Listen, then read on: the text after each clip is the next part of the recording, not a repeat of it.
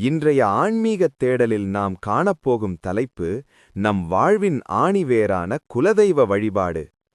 குலதெய்வம் என்பது யார்? குலம் காப்பதே குலதெய்வம். நம் முன்னோர்கள் காலம் காலமாக வணங்கி வந்த தெய்வம் இது.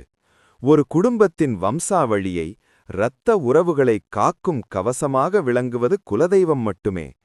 மற்ற தெய்வங்கள் எல்லாம் விருந்தினர்களைப் போன்றவர்கள் என்றால், குலதெய்வம் என்பது நம் வீட்டுத் தாய் தந்தையைப் போன்றது. அவர்கள் அனுமதியின்றி எந்த ஒரு சுபகாரியமும் முழுமை பெறுவதில்லை. ஏன் குலதெய்வத்தை வணங்க வேண்டும்? நமக்கு ஜாதக ரீதியாக எவ்வளவு பெரிய தோஷங்கள் இருந்தாலும் அல்லது மற்ற கிரகங்களின் பார்வை பாதகமாக இருந்தாலும் குலதெய்வத்தின் அருள் மட்டும் நமக்கு இருந்தால் போதும், அந்த பாதிப்புகள் நம்மை தாக்காமல் தடுத்துவிடும்.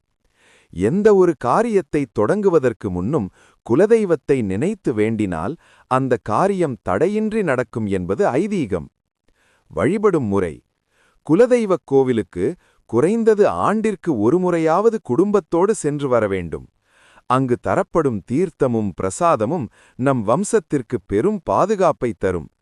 வசதி வாய்ப்பு இருப்பவர்கள் அங்கு அன்னதானம் செய்வதும் பொங்கல் வைத்து வழிபடுவதும் மிகுந்த புண்ணியத்தைச் சேர்க்கும்.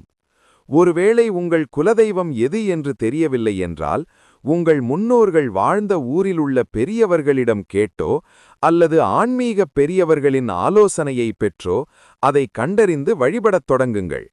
தெய்வங்கள் பல இருந்தாலும் நம்மை பெற்றெடுத்த தாய் தந்தைக்கு அடுத்தபடியாக நம்மை வழிநடத்துவது நம் குலதெய்வமே. குலதெய்வம் அருளினால் கோடி நன்மை பெருகும் என்ற வாக்கிற்கு இணங்க நம் குலதெய்வத்தை வணங்கி வளமான வாழ்வை பெறுவோம். நன்றி, வணக்கம்.